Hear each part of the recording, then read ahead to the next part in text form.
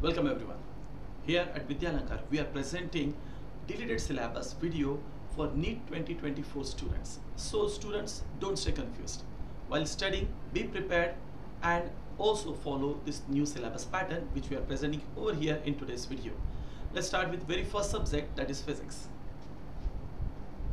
For us in physics, we got near about 30 chapters, 30 different modules, and out of which few modules have been omitted, few modules have been partially omitted. So let's work on each and every module separately. Starting with our first chapter, which is physical world. Now the good thing is that पूरा का पूरा chapter omit हो चुका है. Why this is good thing? Because to be honest, it was simply a theoretical chapter. तो बहुत ज़्यादा कुछ input था नहीं, खाली फुकट theory पढ़ना पड़ रहा था, तो ये part पूरी तरह से अभी निकल गया है. Going ahead with the second chapter, and this time it is vectors.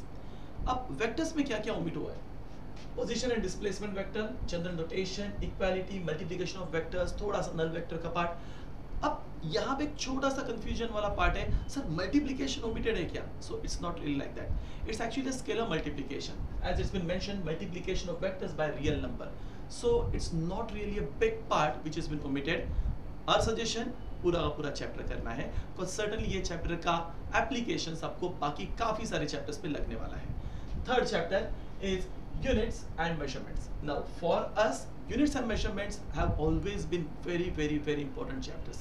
Generally we consider 2 to 3 questions, ideally 3 questions that have been asked from this chapter, and this chapter is giving us some promising part, because the big parts or the theoretically lengthy parts, which includes measurements of length, the parallax method wala part, mass, time, is been totally omitted. Good thing.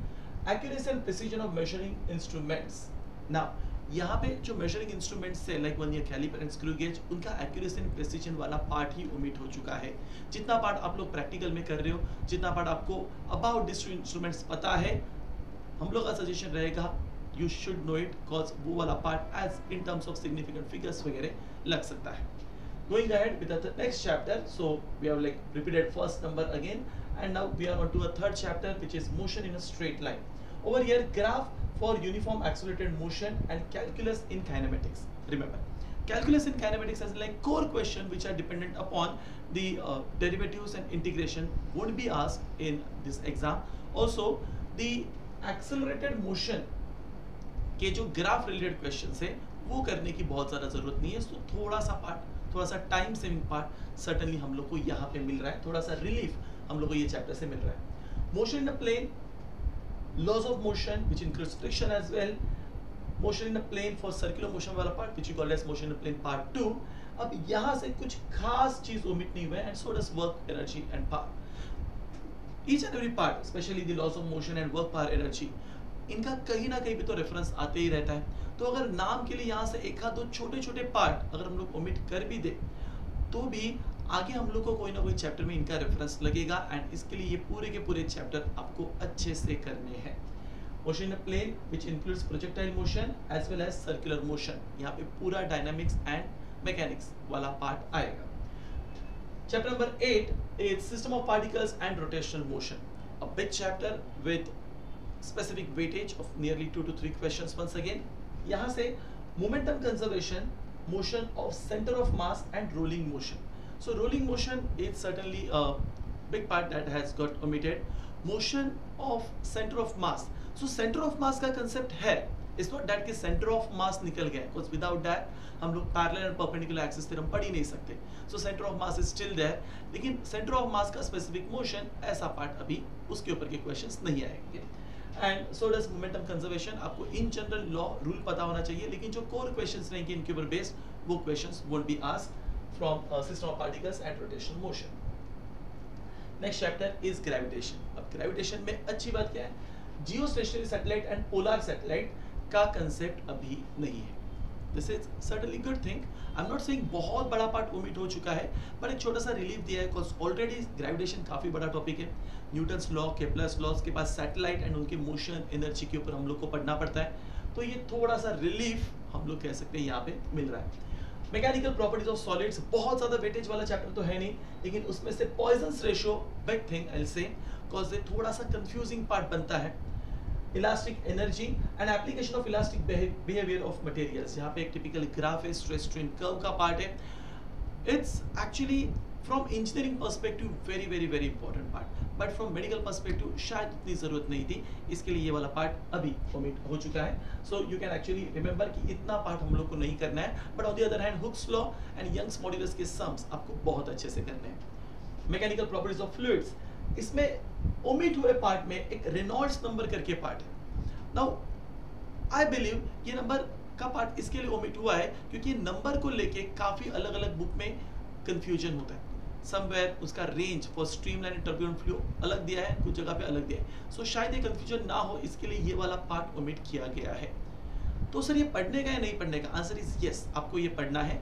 Range के ऊपर थोड़ा सा sceptical है काफ़ी सारे professors, so just keep that part. But आपको ये लगेगा in the case of terminal velocity जो आपको पढ़ना है, एंड इसके लिए रेनॉल्ड्स नंबर स्किप नहीं करना है। It's just an dimensionless term जो आपको ध्यान में रखना है और उसको यूज करना आपको आना चाहिए। Next chapter is thermal properties of matter, another is behaviour of water and greenhouse effect का पार्ट है जो अभी नहीं है, तो suddenly not a big part but एक जनरल ईवीएस वाला पार्ट था, जनरल नॉलेज वाला पार्ट था जो यहाँ से ओमिट हो चुका है।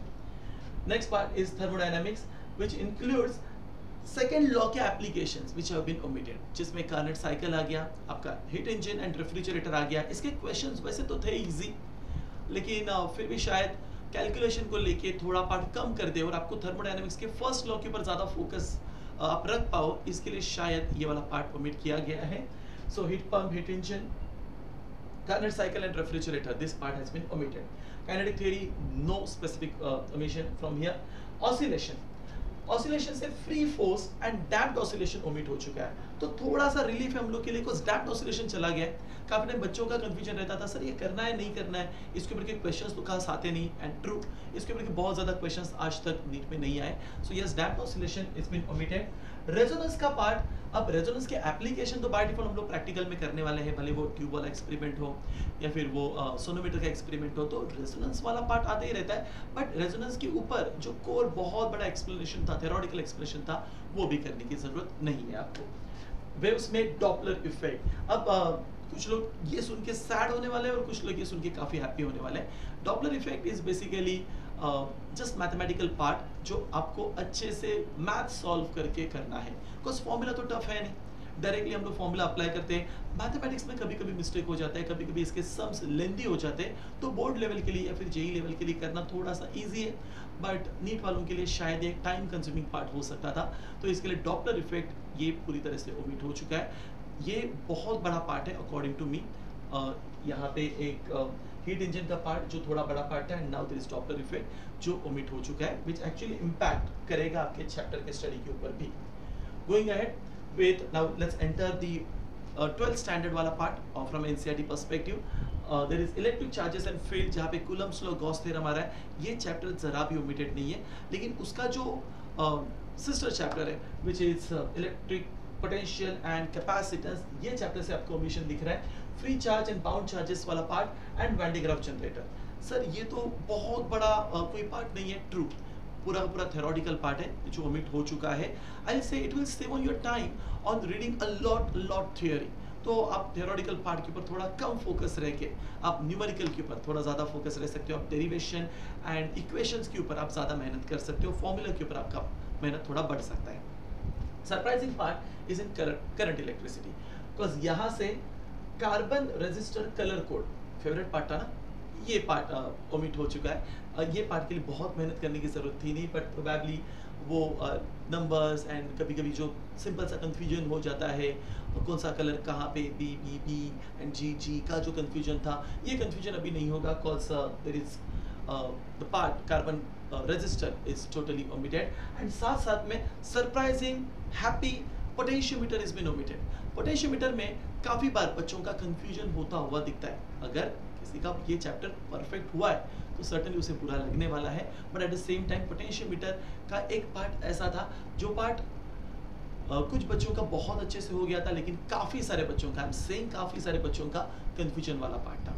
सर कौन सा एप्लीकेशन यूज़ करने का, सर वो इंटरनल रेजिस्टेंस में प्रॉब्लम आ रहा है, सर प्रिंसिपल कब यूज़ करने का, बहुत कॉमन क्वेश्चंस थे, but luckily now that part has been omitted. अब इसकी वजह से शायद चैप्टर के वेटेज के ऊपर फर्क पड़ सकता है। लाइक इफ आई refer 2023 का paper, there were 5 questions were asked on current electricity chapter. Since ये part omit हो चुका है तो आई एम कंसिडरिंग शायद एक आध क्वेश्चन ये चैप्टर से कम पूछा जाए, जस्ट कंसिडरेशन एनटीए की तरफ से या फिर कोई भी पर्टिकुलर ऐसे ट्रस्टेड सोर्सेज की तरफ से वेटेज के ऊपर अब तक कोई भी ऑफिशियल स्टेटमेंट नहीं आया है, but just consideration. Next chapter is moving charges and magnetism, कुछ जन इसको magnetic effect due to electric current भी कहते हैं। यहाँ से Oersted experiment, cyclotron and toroid का पार्ट ओमिट हो चुका है। Oersted experiment was like the initial और I say fundamental part, but cyclotron was big part. Again calculative, core calculation, set of फॉर्मूले है आपको यूज करने हैं। अब ये वाला पार्ट ओमिट हो चुका है, और दो साइक्लोट्रॉन ओमिटेड है, फिर भी गाइस एक चीज ध्यान में रखना, charge which is moving in perpendicular magnetic field, ये टाइप के अगर क्वेश्चंस आ गए तो उसके फॉर्मूले काफी हद तक साइक्लोट्रॉन जैसे ही होते हैं, तो एटलीस्ट वो एक फॉर्मूला का बैकअप आपका होना चाहिए।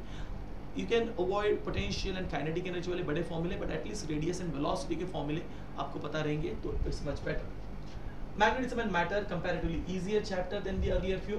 Magnetic dipole moment of revolve electrons, सीधा साधा एक सिंपल सा फॉर्मूला था, वो ओमिट हो चुका है। लेकिन साथ साथ में अर्थ मैग्नेटिज्म ये थोड़ा सा कंफ्यूजिंग पार्ट होता है फॉर मेनी स्टूडेंट्स, स्पेशली उसमें जो थ्योरेटिकल पार्ट है about isodynamic lines and aclinic and isogonic lines, ये पार्ट का थ्योरेटिकल पार्ट का जो वेटेज अभी कम हो चुका है। साथ साथ में इसके सम्स भी, इसके सम्स में कोर वैसे BH एंड BV दो कंपोनेंट्स आपको निकालने रहते हैं, लेकिन ये वाला पार्ट भी अभी करने की जरूरत नहीं। So instead you can stay focus on the remaining theoretical part which includes the type of magnetic materials और द क्यूरी टेम्परेचर और even the terms like susceptibility and relative permeability, ये सब टर्म्स रहेंगे।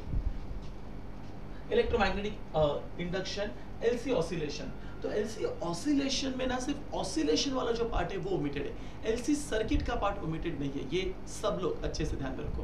तो LC सर्किट का part आपको करना है, लेकिन LC ऑसिलेशन का पार्ट जो एक डायरेक्ट रिलेवेंस देता है विद आवर मैकेनिकल ऑसिलेशंस, ये पार्ट आपको करने की जरूरत नहीं है, so you can skip that part. Going ahead to the next chapter alternating current and EM waves। वैसे तो ये तीनों का sort of चैप्टर का बेस एक ही है, but AC circuit and EM waves ये दोनों चैप्टर से कुछ भी ओमिशन नहीं है, सो ये दोनों चैप्टर आपको पूरे के पूरे करने हैं। Next is ray optics and optical instruments, and here comes the big list, cause we have like aberration of optical images, निकल गया, good thing। Natural phenomenon due to sunlight, rainbow, scattering, human eye, image formation, accommodation, correction of eye defect, myopia, hypermetropia using lenses। कितना बड़ा part लग रहा है, but actually इस human आई का जो पार्ट था, जो आप शायद स्कूल में भी पढ़े हो, इसके फॉर्मूले आपको भी करने की जरूरत नहीं, बाकी बेसिक इन्फॉर्मेशन आपको रहेगा। ऊपर जो रेनबो स्कैटरिंग ऑफ लाइट है, इनके बारे में आपको अभी फिलहाल पढ़ने की जरूरत नहीं है, तो थोड़ा सा पार्ट यहाँ से कम हो चुका है, बट ऑल्दो ये पार्ट कम हो गया, फिर भी वहाँ पे ray optics chapter by default ही काफ़ी बड़ा चैप्टर है, जिसमें mirror, lens and we have like compound microscope and telescope, plane mirror, basic phenomenons, critical angle, prism, ये काफ़ी सारा पार्ट है जो अभी भी है, तो बहुत ज़्यादा ओमिशन नहीं है, but compare to that chapter ये जो 4-5 टॉपिक है जो मिट हो चुके हैं, ये हम लोग के लिए एक छोटा सा रिलीफ बन सकता है।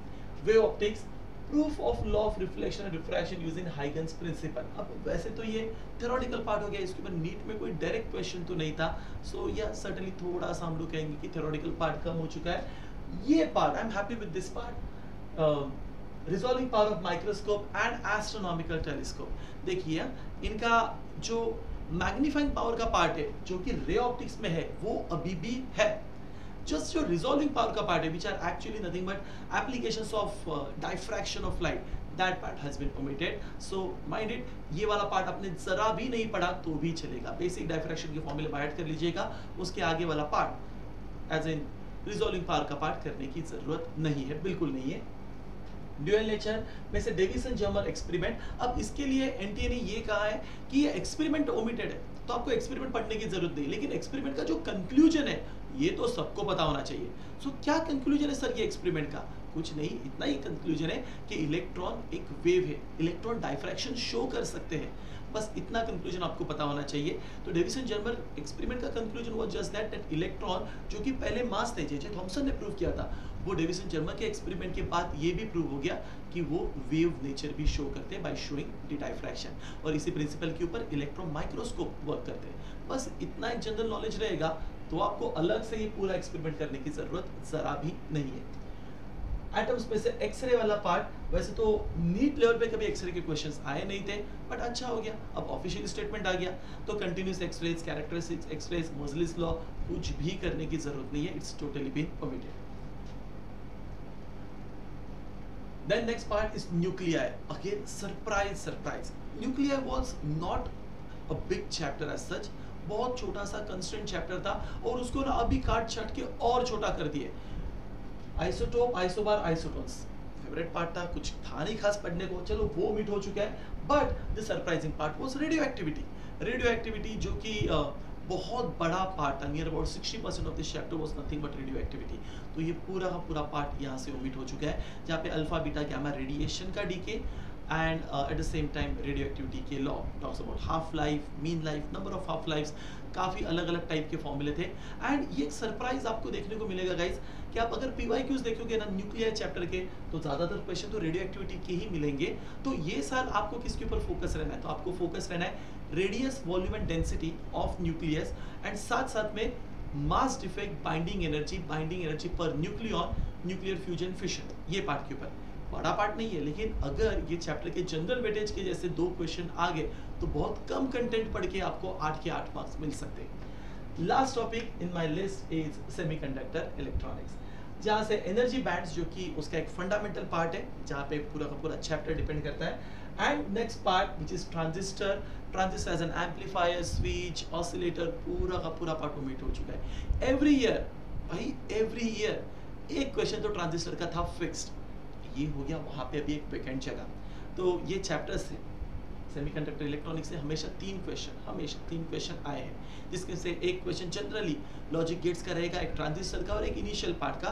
तो अभी ये बाइफर्केशन थोड़ा अलग वे से हम लोग को देखने को मिल सकता है। एक लॉजिक गेट्स पकड़ लीजिएगा और जो इनिशियल पार्ट है, जहाँ पे PN junction, Zener, rectifier, LEDs, photo diode, ये अलग अलग टाइप के डायोड्स है, और basics as an intrinsic, extrinsic semiconductors, P type, N type, उसमें ये पार्ट के ऊपर क्वेश्चन आ सकता है। तो अलग अलग वे से ये क्वेश्चन डिवाइड हो सकते हैं। These were the 30 chapters of physics, जिनका एक रिड्यूस सिलेबस का पार्ट क्या था, ये हम लोग ने आपके सामने बताया। We'll continue with next subject and next professor will come here and will tell you about that particular subject too. Thank you.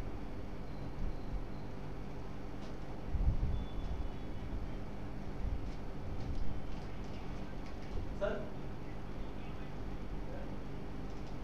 recording अजून चालू आहे.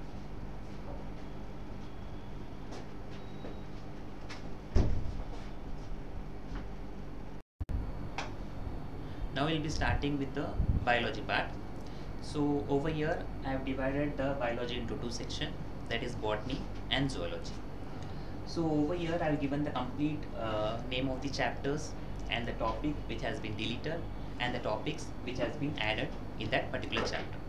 So over here the first chapter is nothing but the living world. In living world, what are the parts which has been deleted we'll be going to discuss now. So the first part they have deleted is nothing but the taxonomical aids. What are the things which are included in the taxonomical aids? In the previous year, the taxonomical aids include, क्या क्या include करता है वो, herbarium include होता है, next one is botanical garden include होता, zoological parks include था, and finally last में key present था, right? तो ये सारे part को delete किया गया है NEET 2024 के लिए। तो कुछ पार्ट तो ऐड नहीं किया गया है उन्होंने। तो इसमें से क्वेश्चन, इस टॉपिक में से क्या क्वेश्चंस आएंगे और कितना वेटेज रहेगा? नॉर्मली जब ये लिविंग वर्ल्ड चैप्टर का देखा जाएगा तो मोस्टली 1 या 2 क्वेश्चंस, रेयरली मतलब देखा जाएगा तो 1 क्वेश्चन ही आता है मोस्टली। तो इस वे में देखा जाएगा तो फर्स्ट पार्ट क्या था? First part diversity in the living world था। Diversity in the living world के बाद सेकेंड था अपना टैक्सोनॉमिकल कैटेगरीज था। टैक्सोनॉमिकल कैटेगरीज के अंदर हम लोग पढ़े थे किंगडम, उसके बाद फाइलम। तो ये सारी इस बेसिस में इस पार्ट से ज़्यादा क्वेश्चन आ सकता है मोस्टली। तो this is all about the first chapter. तो तुम लोग को समझ में आया रहेगा, राइट। तो लिविंग वर्ल्ड में से क्या क्या डिलीट किया गया है, लिविंग वर्ल्ड में taxonomical aid, complete taxonomical aid delete किया गया है। वो क्या क्या इंक्लूड करता है, herbarium, botanical garden, museum and then zoological park and last one is key. तो ये सारे टॉपिक्स पढ़ने की जरूरत नहीं है। अभी हम लोग सेकेंड चैप्टर में जाएंगे। सेकेंड चैप्टर है अपना बायोलॉजिकल क्लासिफिकेशन। ये बायोलॉजिकल क्लासिफिकेशन में देखा जाएगा तो मोस्टली 3 to 4 क्वेश्चंस रहता है नीट में। एक्चुअल पेपर में 3 क्वेश्चन तो रहता ही है। तो इसमें से कुछ ऐसा खास डिलीट नहीं किया गया है और कुछ ऐड भी नहीं किया गया है। तो हम लोगों को इस चैप्टर में कंप्लीट पूरा सिलेबस पढ़ना है, इस चैप्टर का पूरा सिलेबस पढ़ना है। तो इस चैप्टर में क्या क्या आता है, mostly the 5 kingdom system of classification, उसके सैलिएंट फीचर्स पढ़ना है हर एक किंगडम। फॉर एग्जाम्पल पहला किंगडम क्या था, किंगडम मोनेरा था। Second kingdom, kingdom protista, kingdom fungi, animalia, Plantae. Last part में लाइकेंस, उन्होंने एनटीए ने क्लियरली मेंशन किया है, लाइकेंस के पार्ट, वायरसेस और वायरॉइड्स। तो ये सारे पार्ट्स में हम लोग फोकस करेंगे। तो इस चैप्टर में देखा जाएगा तो कुछ डिलीटेड पार्ट तो कुछ नहीं है और कुछ एडिशन नहीं है। तो कंप्लीट इस चैप्टर का कंप्लीट पार्ट हम लोग रीड करेंगे सिलेबस एग्जाम्स के लिए। नेक्स्ट अभी मैं थर्ड चैप्टर के बारे में बात करूंगा। थर्ड चैप्टर है अपना प्लांट किंगडम। प्लांट किंगडम में सबसे पहला we will see the deleted topic, what have been deleted in this topic। इस चैप्टर में लास्ट पार्ट जो एंजियोस्पर्म के कैरेक्टरिस्टिक फीचर्स जो थे और एग्जांपल्स ऑफ एंजियोस्पर्म, उसके बाद लास्ट वाला था लाइफ साइकिल ऑफ एंजियोस्पर्म। तो लाइफ साइकिल में हैप्लॉन्टिक, डिप्लॉन्टिक, हैप्लोडिप्लॉन्टिक, ये तीनों लाइफ साइकिल्स को कंप्लीटली डिलीट किया गया है। तो इसमें ज़्यादा फोकस करने की ज़रूरत नहीं है। तो the deleted part in plant kingdom will include the characteristic feature and example of angiosperms, उसके बाद life cycle of angiosperm, last one is plant life cycle and alternations of generation। तो ये complete part में हमें focus नहीं करना है, कुछ addition तो कुछ नहीं किया गया है इस topic में। So we'll be completely focusing on the first part, plant kingdom में किस में focus करना है और कितना weightage रहता है। Mostly इस topic में से भी 3 to 4 questions आते ही है नीट एक्चुअल पेपर में। तो कहाँ से हमें पढ़ना है, तो हमें तो पढ़ना है इसमें ज़्यादा से ज़्यादा फोकस करना है।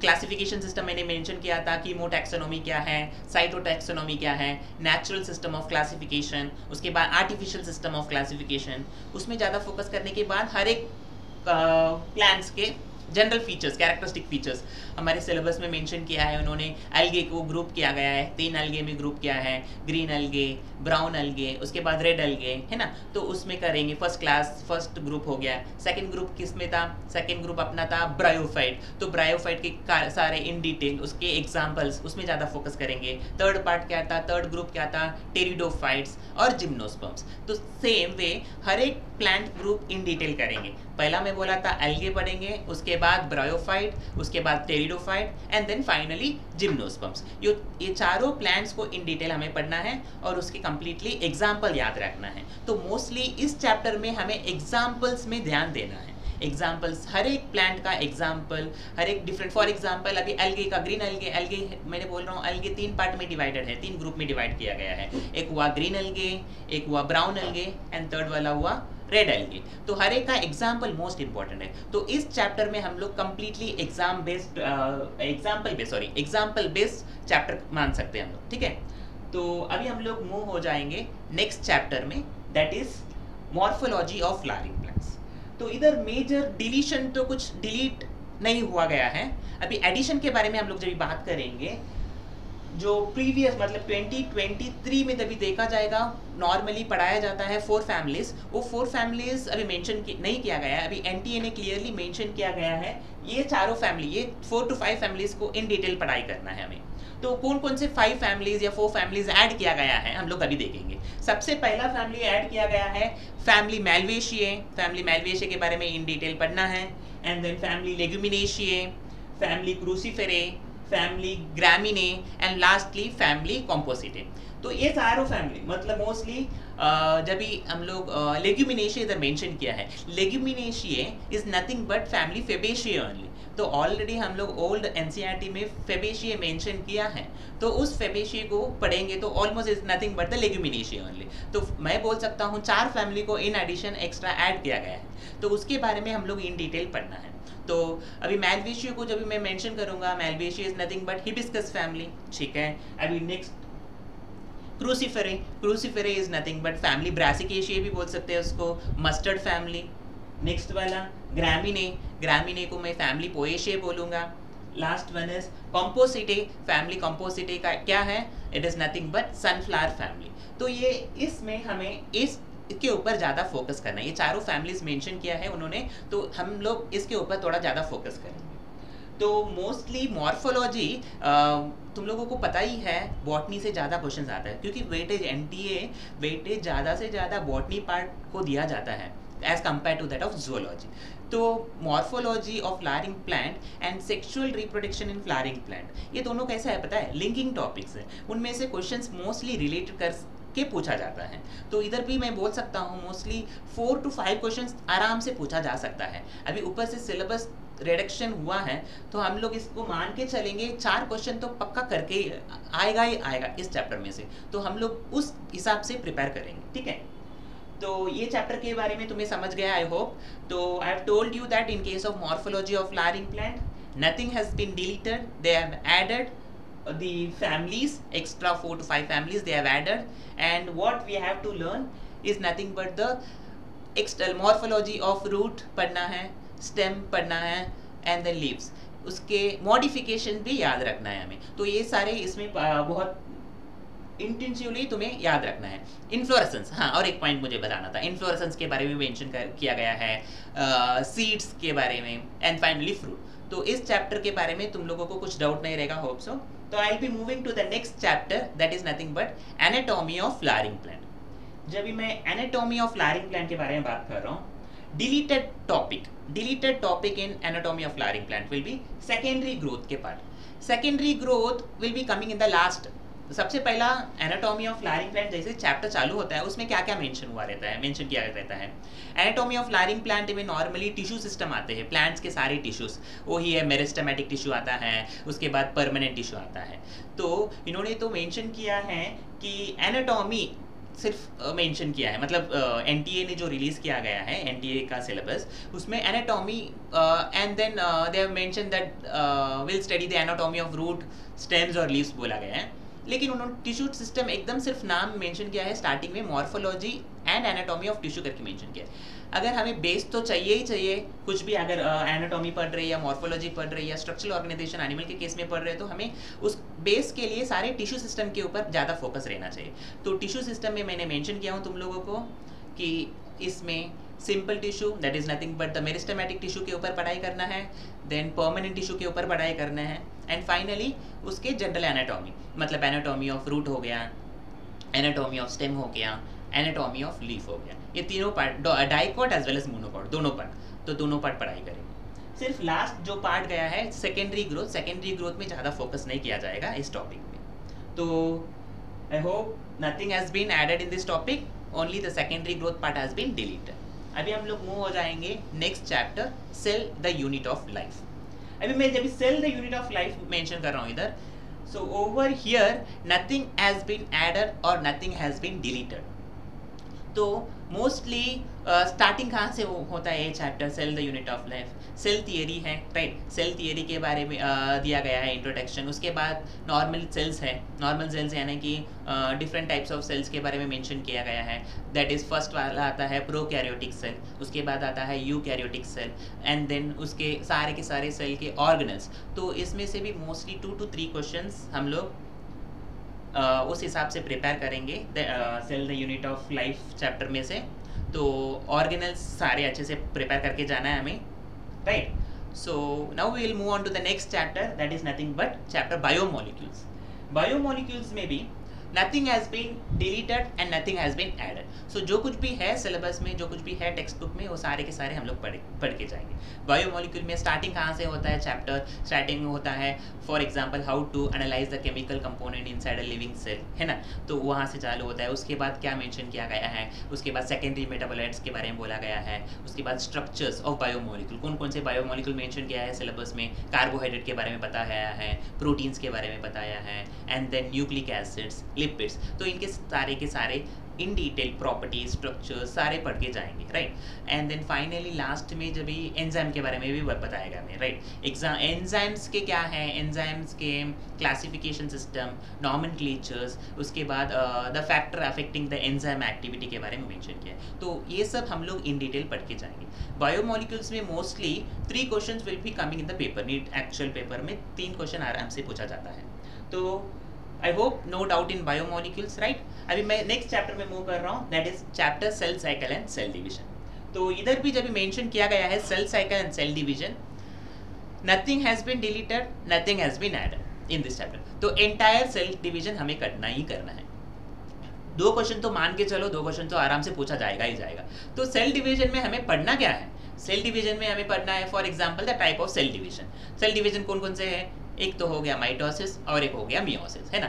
एक माइटोसिस हो गया, एक मियोसिस हो गया। तो उसके बारे में इन डिटेल सारे के सारे फेज पढ़ के जाएंगे। प्रोफेज हो गया, metaphase, anaphase, telophase, and finally meiosis के हिसाब से देखा जाएगा तो मियोसिस 1 डिवाइड हुआ है, मियोसिस 2, तो ये सब इन डिटेल पढ़ेंगे। और इंट्रोडक्शन पार्ट में बताया गया है सेल साइकिल के बारे में, तो ये सेल साइकिल भी हम लोग पढ़ के जाएंगे। तो इसमें नथिंग टू से over here, so the entire chapter you have to read for the actual paper. Now we will move on to the next chapter. Next chapter है photosynthesis in higher plant. photosynthesis जब भी हम लोग बात करेंगे, it is one of the main core part of botany. photosynthesis हो गया है, respiration हो गया, ये सब main part है botany। तो इसमें से मोस्टली आता है, क्वेश्चन तो आता ही है हर साल, मतलब 4 क्वेश्चन तो पूछा जाता ही है। जब भी लास्ट ईयर के PYQ देखा गया तो 3 क्वेश्चन तो आराम से पूछा गया है फोटोसिंथेसिस टॉपिक के ऊपर। तो उस हिसाब से हम लोग भी इस साल अच्छे से प्रिपेयर करके जाएंगे। दैट इज फोटोसिंथेसिस में हमें क्या क्या पढ़ना है। फोटोसिंथेसिस में मेंशन किया है, अर्ली एक्सपेरिमेंट के बारे में मेंशन किया है, राइट। स्टार्टिंग में ही early experiment of the discoveries, photosynthesis related discoveries जो है वो पूरा हम लोग पढ़ के जाएंगे। उसके बाद हो गया है फोटोसिंथेसिस डिस्कवरीज के बाद क्या है, साइट ऑफ फोटोसिंथेसिस, फोटोसिंथेसिस कहाँ होता है, क्लोरोप्लास्ट के बारे में इन डिटेल मेंशन स्ट्रक्चर पढ़ना है हमें। उसके बाद आता है light reaction occurrence, and then dark reaction आता है, एंड देन फाइनली सिग्निफिकेंस पूछा जाता है, फैक्टर अफेक्टिंग फोटोसिंथेसिस। तो ये सारे मेन पार्ट्स है, सब टॉपिक्स है। ये सब टॉपिक्स में हमें इन डिटेल हर एक पॉइंट NCERT रिलेटेड, तो टोटली हम लोग NCERT बेस्ड ही पढ़ेंगे। तो ये सब इन डिटेल फोटोसिंथेसिस में हम लोग करके जाएंगे। जो टॉपिक्स मैंने बताया उसमें हमें इन डिटेल करके जाना है, right. So I hope no doubt over here in photosynthesis in higher plant. तो now we will move on to the next chapter है रेस्पिरेशन इन प्लांट्स। रेस्पिरेशन में भी same part, nothing has been added and nothing has been deleted. तो हमें इसमें पढ़ना क्या है, हमें इसमें मोस्टली रेस्पिरेशन कहाँ से चालू होता है। फॉर एग्जांपल मैं बता सकता हूँ स्टार्टिंग ग्लाइकोलाइसिस है, राइट। 3 साइकिल्स, ये चैप्टर में मेजरली 3 साइकिल के बारे में हम लोग पढ़ेंगे। 3 साइकिल कौन कौन से हैं? एक हो गया ग्लाइकोलाइसिस, एक हो गया क्रेब्स साइकिल, एंड थर्ड हो गया ETS। ये तीनों के बारे में इन डिटेल पढ़ना है हम लोगों को। उसके बाद लास्ट में रेस्पिरेटरी सबस्ट्रेट के बारे में बताया गया है, एंड देन फर्मेंटेशन के बारे में भी some point they have added over there, right, in the syllabus. तो ये सब हमें इन डिटेल करके जाना है। ओवर हियर 2 क्वेश्चन से 3 क्वेश्चन आराम से पूछा जाता है रेस्पिरेशन इन प्लांट। ऐसा नहीं है कि हम लोग एक चैप्टर को मिस कर देंगे, नहीं छोड़ के जाएंगे ना, we will be in the loss. तो हम लोग हर एक चैप्टर में जो एटलीस्ट मेन सब टॉपिक उसको अच्छी तरह से करके जाएंगे तो आराम से स्कोर कर सकते हैं हम लोग। तो biology is a major part over here, because क्या होता है 360 मार्क्स बायोलॉजी का होता है। 50% वेटेज कहाँ जाता है, अपना बायोलॉजी में जाता है। तो उसमें से भी ज़्यादा वेटेज कहाँ जाता है, बॉटनी पार्ट में जाता है। तो हम लोग फॉर एग्जाम्पल बॉटनी अच्छे तरह से प्रिपेयर करके गए तो मैं बोल के जा सकता हूँ तुम लोगों को आराम से स्कोर कर सकते हो तुम लोग, राइट। तो अभी मैं बताता हूँ नेक्स्ट चैप्टर है ट्रांसपोर्ट इन प्लांट्स। ये transport in plants entire chapter को ही डिलीट कर दिया गया है, तो तुम लोगों को ये चैप्टर हाथ ही नहीं लगाना है। तो entire chapter has been deleted. तो एटलीस्ट ये चैप्टर अच्छा हुआ इन्होंने निकाल दिया है, बिकॉज मोस्टली क्या बात, ये कॉन्सेप्चुअल टॉपिक है। ये कॉन्सेप्चुअल टॉपिक यानी कि फॉर एग्जांपल तुम्हें ऑस्मोसिस के बारे में पढ़ना है, व्हाट इज ऑस्मोसिस, ये general conceptual with respect to plants के केसेस में होता है। तो हम लोग इसके ऊपर ध्यान ही नहीं देंगे। तो transport in plants entire chapter delete हुआ है, it's better. So now will move on to the next slide.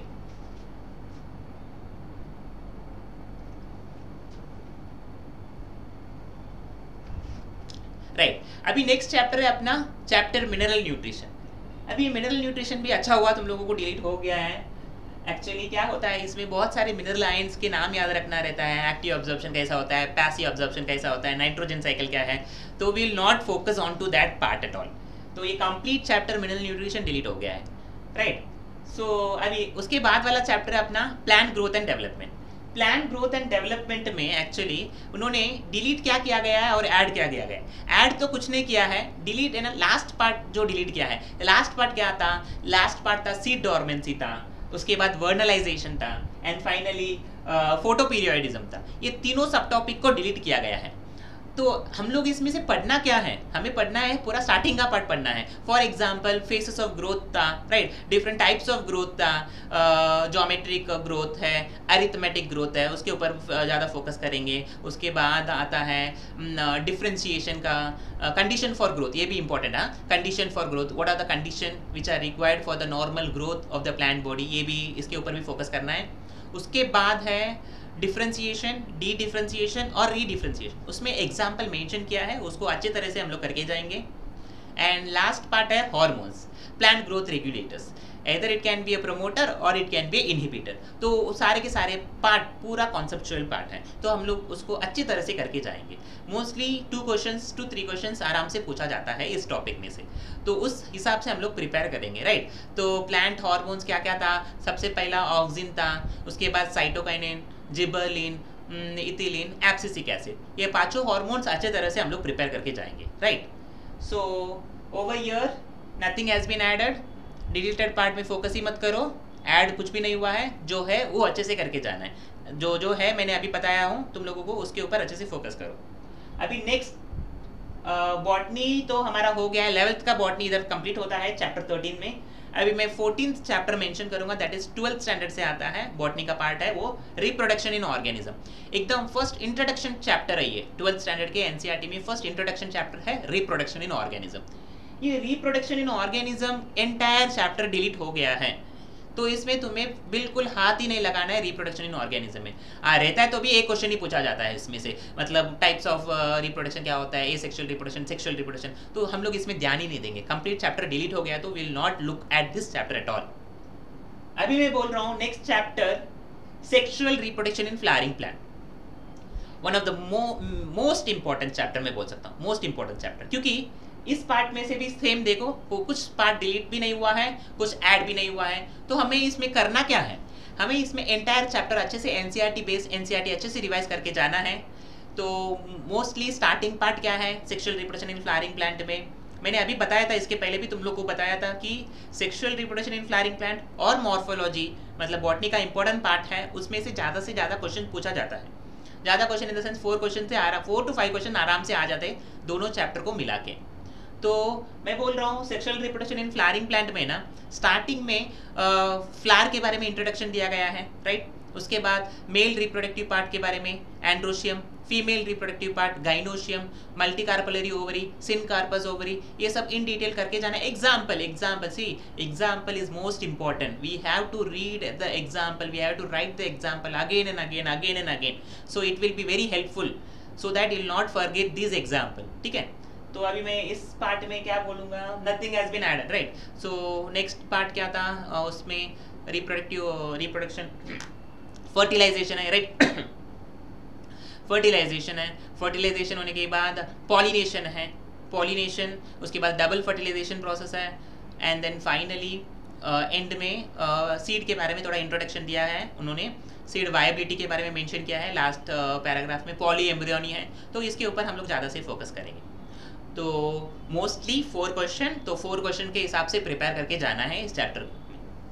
अभी हम लोग चालू करेंगे next chapter, molecular basis of inheritance. अभी ये molecular basis one of the most important with respect to genetic part, principle of inheritance and variation, उसके बाद आता है मॉलिक्यूलर बेसिस ऑफ इनहेरिटेंस।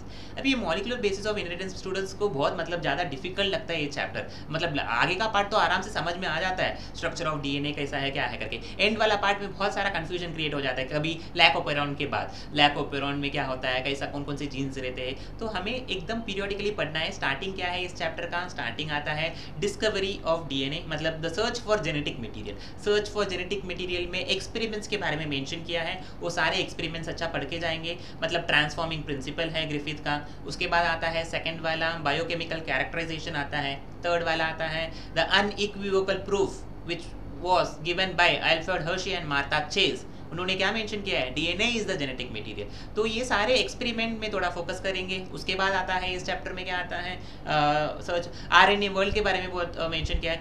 एक बार तो पीवाईक्यू में आरएनए वर्ल्ड के ऊपर एक क्वेश्चन भी आया था राइबोजाइम के ऊपर, राइट, तो उसमें भी थोड़ा फोकस करना है हमें। उसके बाद आता है DNA replication in prokaryotes and eukaryotes. उसके बाद नेक्स्ट इज ट्रांसक्रिप्शन आता है। फाइनली ट्रांसलेशन से चालू हो जाता है स्टूडेंट्स को, मतलब कंफ्यूजन क्रिएट होना। ट्रांसलेशन में क्या होता है, कौन सा आरएनए कौन सा डीएनए, मतलब कौन से आरएनए आता है, कौन सा कहाँ से टीआरएनए आता है। तो ये सब कॉन्सेप्चुअल टॉपिक है, तुम लोग अच्छे से रीड करना है NCERT, right. So over here also एक बार तो 6 क्वेश्चन पूछा गया था मॉलिक्यूलर बेसिस ऑफ इनहेरिटेंस में। तो मैं बोलूँगा, तो मुझे तो लगता है कि ये चैप्टर जो कोई भी अच्छे से मार्क्स स्कोर करना चाह रहा है मॉलिक्यूलर बेसिस अच्छे से करके जाएगा, मॉलिक्यूलर बेसिस ऑफ इनहेरिटेंस। अभी हम लोग बात करेंगे next chapter of botany is nothing but biotechnology. तो एंटायर यूनिट है बायोटेक्नोलॉजी का। बायोटेक्नोलॉजी में 2 चैप्टर्स इंक्लूड हुआ है, बायोटेक प्रिंसिपल एंड प्रोसेस और एक है बायोटेक्नोलॉजी एंड इट्स एप्लीकेशन। अभी ये बायोटेक्नोलॉजी प्रिंसिपल एंड प्रोसेस में हम लोग तो पूरा कंप्लीट एनसीईआरटी पढ़ के ही जाना है। इसमें से भी सेम ओवर ईयर लास्ट 2023 में ना 4 से 5 क्वेश्चंस पूछा गया है ये चैप्टर में से, मतलब दोनों चैप्टर इंक्लूड करके 4 to 5 questions they have asked. So according to that we have to prepare. तो बायोटेक्नोलॉजी में क्या प्रिपेयर करना है हमें, तो पीसीआर है, तो you people know about PCR. उसके बाद पीसीआर के बाद हम लोग इसमें देखा जाए एप्लीकेशन में, दोनों चैप्टर को साथ में मिला के बता रहा हूँ। एप्लीकेशन में पार्ट में ट्रांसजेनिक प्लांट्स के बारे में थोड़ा मेंशन किया गया है। अभी उसके बाद हार्मोन्स में इंसुलिन के बारे में मेंशन किया है, बीटी कॉटन के बारे में मेंशन किया है, एंड देन जीन थेरेपी। तो ये सारे पार्ट्स है ना, कोर पार्ट है। इस बायोटेक्नोलॉजी का कोर पार्ट यही है। Transgenic animal, GMO, genetically modified organism कहाँ है उसमें, मतलब अच्छे से पढ़ के जाना है हमें, राइट। तो over here you will be doing the entire chapter, both the chapter, that is nothing but biotechnology principle and application, right? अभी हम लोग मूव हो जाएंगे नेक्स्ट चैप्टर में, strategies for enhancement in food production। तो entire chapter has been deleted, so no need to touch this chapter। तो entire chapter is deleted over here। अभी हम लोग बात करेंगे नेक्स्ट चैप्टर में माइक्रोब इन ह्यूमन वेलफेयर। आ गया नेक्स्ट चैप्टर, इसमें भी nothing has been deleted, nothing has been added. तो है क्या, हमें पढ़ना क्या है इसमें, माइक्रोब इन ह्यूमन वेलफेयर में सारे के सारे एग्जाम्पल हमें पढ़ना है। फॉर एग्जाम्पल स्टार्टिंग में ही मेंशन किया है उन्होंने, बैक्टीरियाज जो इन्वॉल्व होते हैं, फंगाई जो इन्वॉल्व होते हैं food production in the dairy industries as well as in alcohol fermentation में जो माइक्रो ऑर्गेनिज्म यूज होते हैं उसके बारे में हमें पढ़ना है। एंड नेक्स्ट पार्ट आते हैं इसमें सीवेज ट्रीटमेंट प्लांट है। तो मोस्टली 2 क्वेश्चंस के हिसाब से कंप्लीट चैप्टर तो पढ़ना ही है इसमें भी, राइट। ओके, अभी हम लोग बात करेंगे नेक्स्ट चैप्टर इकोसिस्टम में they have deleted some part. कौन से पार्ट डिलीट किया गया है, ये जो लास्ट पार्ट है अपना, मतलब text book NCERT text book में, तुम लोग ओल्ड टेक्स्ट बुक तुम्हारे पास है तो तुम लोग आराम से देख सकते हैं। उसमें लास्ट पार्ट मेंशन किया गया है, इकोलॉजिकल सक्सेशन के बारे में मेंशन किया है। प्राइमरी सक्सेशन क्या होता है, सेकेंडरी सक्सेशन क्या होता है, वो तो एंटायर पार्ट डिलीट कर दिया गया है, उसमें हाथ लगाने की जरूरत ही नहीं है। एंड देन उसके बाद आता है nutrient cycling, for example carbon cycle के बारे में मेंशन किया है, फॉस्फोरस साइकिल, तो उसमें भी हाथ लगाने की जरूरत नहीं है। तो हमें इस चैप्टर में पढ़ना क्या है, मोस्टली क्वेश्चंस क्या कैसे आते हैं। इकोलॉजी स्टूडेंट्स है ना, लास्ट पार्ट है, मतलब ऐसे ही है, ईवीएस टाइप एनवायरमेंटल टाइप है, तो हाथ ही नहीं लगाते हैं चैप्टर। लेकिन लास्ट टाइम बहुत सारे क्वेश्चंस पूछा गया था, ऑर्गेनिज्म एंड पॉपुलेशन एंड ये इकोसिस्टम, बायोडाइवर्सिटी कंजर्वेशन, इस सारे चैप्टर में से बहुत सारे क्वेश्चंस पूछा गया है। तो हम लोगों को प्रॉपरली ध्यान देके पढ़ना है इस चैप्टर में भी। तो अभी हमें इसमें स्टार्टिंग वाला पार्ट, प्रोडक्टिविटी क्या है, स्ट्रैटिफिकेशन क्या होता है, वो सब इन डिटेल हमें देख के जाना है, राइट। तो अभी हम लोग मूव हो जाएंगे नेक्स्ट चैप्टर में। नेक्स्ट चैप्टर का नाम है biodiversity and conservation. Biodiversity and conservation में कंप्लीट एंटायर चैप्टर है। फॉर एग्जाम्पल इसमें पढ़ना क्या है, मोस्टली आते हैं क्वेश्चंस इसमें से भी। बायोडाइवर्सिटी एंड कंजर्वेशन में हमें फॉर एग्जाम्पल अभी बोला गया है कि सैक्रेड ग्रुप्स ऐड किया गया है, लेकिन it's already there mention in the old NCERT also. Sacred group के बारे में थोड़ा बहुत तो पॉइंट्स मेंशन किया है उन्होंने। तो हम लोग इसमें for example biodiversity all over the complete biosphere as well as in India, and then Amazon red forest के नंबर ऑफ स्पीशीज, वो इधर for example number of birds कितने हैं कोलंबिया रीजन में, एंड देन इंडिया कितना है, तो वो सब नंबर अप्रॉक्सीमेट वैल्यू तुम्हें याद रखना है। मतलब I am not telling you to keep the exact value याद रखने की जरूरत नहीं है। 4 ऑप्शंस आएंगे, वो 4 ऑप्शन में से हमें ऑप्शंस को एलिमिनेट करने के हिसाब से आना चाहिए, बस वो उस हिसाब से हमारा प्रिपरेशन रहना चाहिए, राइट। अभी तो this is all about the botany part. अभी हम लोग बात करेंगे ज़ूलॉजी पार्ट के बारे में, right. So will move on to the zoology part now.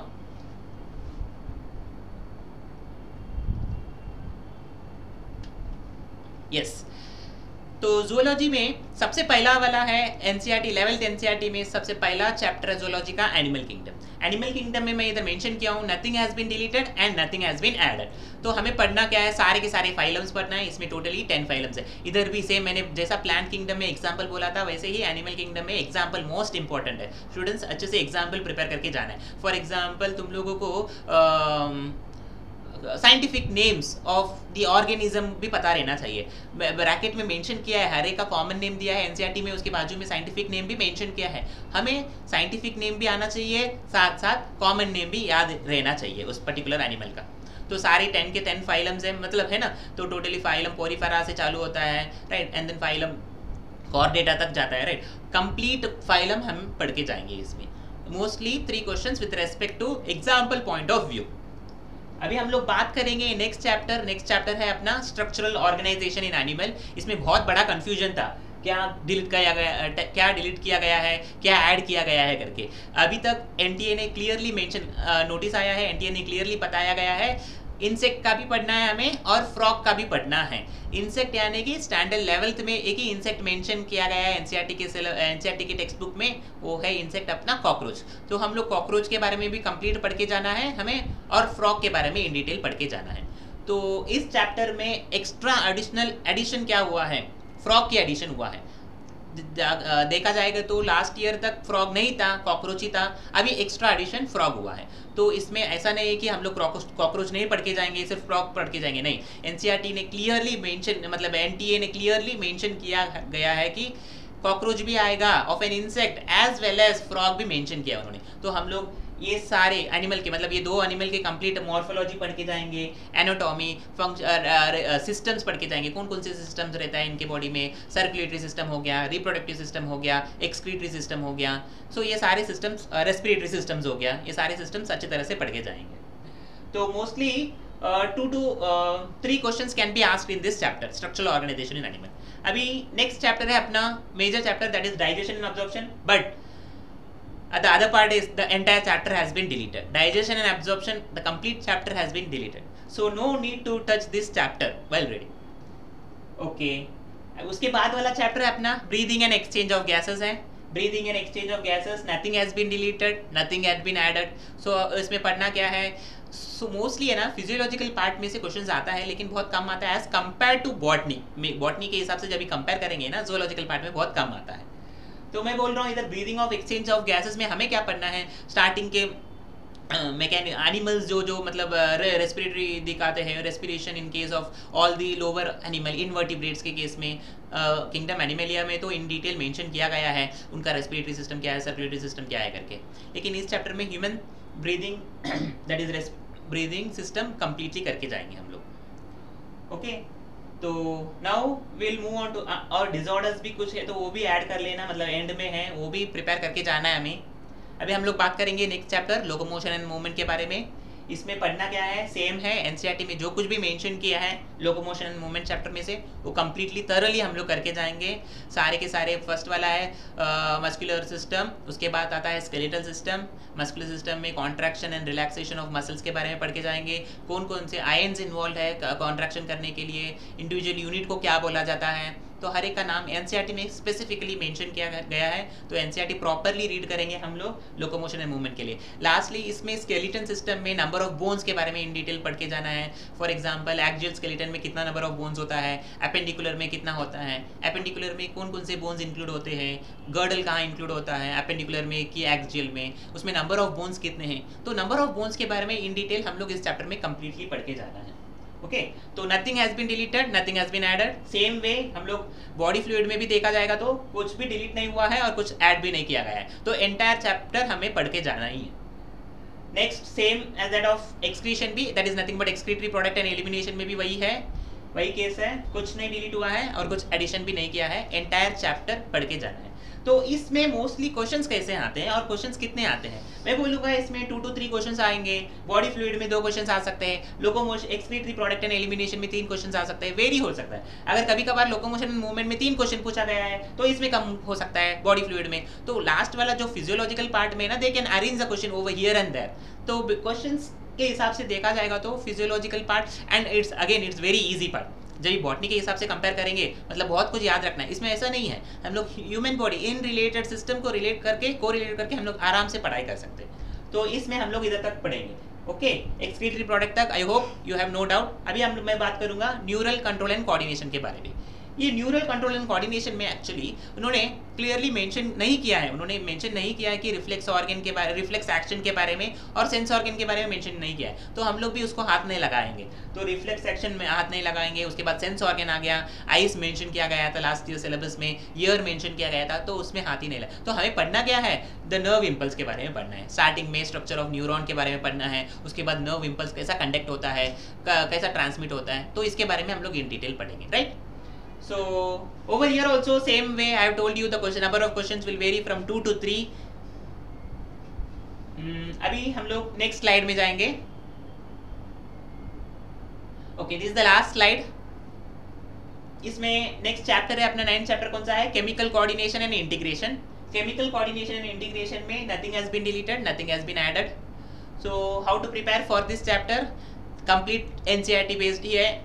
Starting में ग्लैंड्स के बारे में पढ़ेंगे, स्टार्टिंग इंट्रोडक्शन दिया गया है ग्लैंड्स के बारे में, पिट्यूटरी ग्लैंड, हार्मोन कौन कौन से हार्मोन रिलीज होते हैं पर्टिकुलर ग्लैंड से, थायराइड ग्लैंड के बारे में मेंशन किया गया है, थाइमस के बारे में मेंशन किया गया है। So here also will complete the entire, will study the entire chapter. Number will be the question, number of question will be 3 to 4 questions will be there in this chapter. Next है human reproduction. Human reproduction में भी nothing has been deleted और कुछ add भी नहीं किया गया है। तो पढ़ना क्या है हमें, इसमें पढ़ना है male reproductive part, female reproductive system, उसके बाद menstrual cycle, parturition and last में हार्मोनल के बारे में थोड़ा बहुत मेंशन किया है एनसीईआरटी ने, तो उसके बारे में थोड़ा हम लोग देखेंगे। मोस्टली 4 to 5 क्वेश्चन आराम से पूछ सकते हैं ये रिप्रोडक्शन यूनिट से। रिप्रोडक्शन यूनिट में अभी एक चैप्टर तो हटाया दिया गया है, मतलब रिप्रोडक्शन इन ऑर्गेनिज्म को निकाला है, तो एक्स्ट्रा क्या है, 2 ही चैप्टर है अपने पास। वो कौन कौन सा है, एक है ह्यूमन रिप्रोडक्शन और एक है रिप्रोडक्टिव हेल्थ। तो ये चैप्टर में से मोस्टली, इसमें से तो लास्ट टाइम बहुत क्वेश्चन आया था, तो मैं अभी बोलूंगा तो ये चैप्टर को अच्छे से करके जाना है, रिप्रोडक्शन यूनिट को अच्छे से करके जाना है। तो 4 to 5 क्वेश्चन तो आराम से पूछा जाएगा इस चैप्टर में से। अभी नेक्स्ट है reproductive health. Nothing has been deleted, nothing has been added, तो सारे के सारे कंप्लीट पढ़ना है हमें। स्टार्टिंग में क्या मेंशन किया है, लास्ट वाला पार्ट बहुत इंपॉर्टेंट है इस चैप्टर में। जब भी मैं बोलूँगा रिप्रोडक्टिव हेल्थ में IVF के बारे में मेंशन किया है, GIFT के बारे में, ZIFT के बारे में, तो वो सब पार्ट में हम लोग इन डिटेल मेंशन करके पढ़ाई करेंगे ना। मतलब what is the time period and the pills के बारे में मेंशन किया गया है, कॉन्ट्रासेप्टिव पिल्स के बारे में मेंशन किया है, डिवाइसेस के बारे में मेंशन किया है, वो सब इन डिटेल हमें इस चैप्टर में पढ़ना है। मोस्टली फोकस अगर इस चैप्टर में, अगर इस यूनिट अच्छे तरह से करना है तो ये रिप्रोडक्टिव हेल्थ के लास्ट पार्ट को अच्छे तरह से करके जाना है, राइट।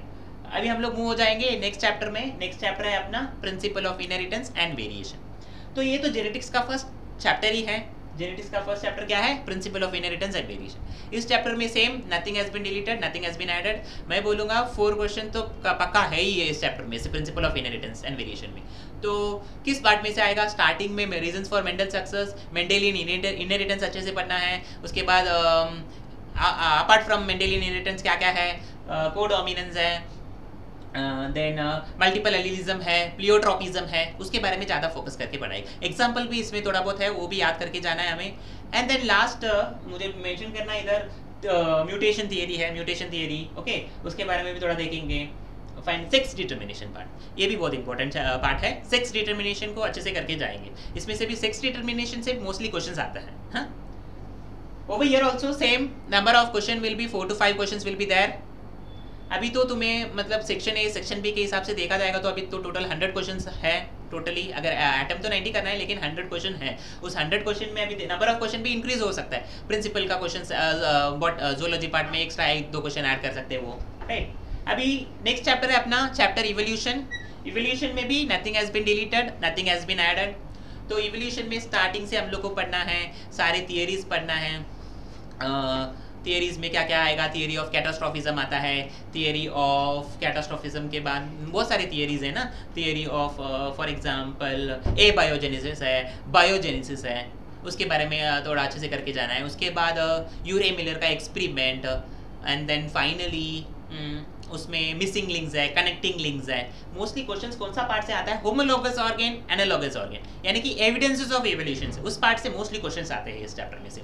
तो लास्ट ईयर जब भी पीवाईक्यूज देखा जाएगा तो मोस्टली डार्विन के थियरी के ऊपर आता है मोस्टली क्वेश्चंस इसके ऊपर, एंड देन आता है mostly homologous organ, analogous organ, vestigial organ, उसके ऊपर बहुत सारे क्वेश्चंस रहते हैं इस चैप्टर में। ओके, तो हियर भी 3 क्वेश्चंस, तो मिनिमम मैं बोलूँगा 3 क्वेश्चन के हिसाब से अच्छे से पढ़ के जाना है। कौन से पार्ट में ज़्यादा फोकस करना है मैंने अभी बताया तुम लोगों को, तो उस पार्ट में ज़्यादा फोकस करो। अभी मैं नेक्स्ट चैप्टर बता रहा हूँ कि human health and disease, nothing has been deleted, nothing has been added. Human health and disease में हमें करना क्या है, अभी उन्होंने मेंशन किया है chikungunya and dengue, but it has been already there, मतलब एक नाम तो दिया गया है एनसीईआरटी में। तो सारे के सारे कॉमन डिजीजेस, बैक्टीरियल डिजीज़ हो गया, फंगल डिजीज़ हो गया, वायरल डिजीज़ हो गया, तो ये सारे डिजीजेस पॉजिटिव एजेंट क्या है उसमें वो पढ़ना है हमें। उसके बाद देखा जाएगा तो ह्यूमन हेल्थ एंड डिजीज़ में नेक्स्ट पार्ट है मलेरिया के बारे में इन डिटेल मेंशन किया उन्होंने। तो life cycle of malaria, 2 host require है उसके लिए, है ना। उसके बाद देखा जाएगा तो फिलेरियासिस के बारे में मेंशन किया है, एंड देन अमीबियासिस के बारे में मेंशन किया है, डिजीज़ इन डिटेल जो मेंशन किया है, एंड देन एड्स के बारे में, वायरल डिजीज़ में एड्स, कैंसर के बारे में मेंशन किया है। तो उसके बारे में कंप्लीट इन डिटेल स्टडी तो करना ही है इस चैप्टर में से भी। लास्ट पार्ट है इसका abuse, alcohol abuse, drug abuse के ऊपर, एडल्सन्स के ऊपर है, तो वो भी अच्छे से रीड करके जाएंगे। टबैको अब्यूज़ भी ऐड किया है अभी सिलेबस में, it has been mentioned over there. Now अभी 15th चैप्टर देखेंगे। तो here human health and disease में कितने क्वेश्चंस, मोस्टली 4 to 5 क्वेश्चंस तो मैं बोलूँगा ह्यूमन हेल्थ एंड डिजीज़ में आता है, पूछा जाता ही है।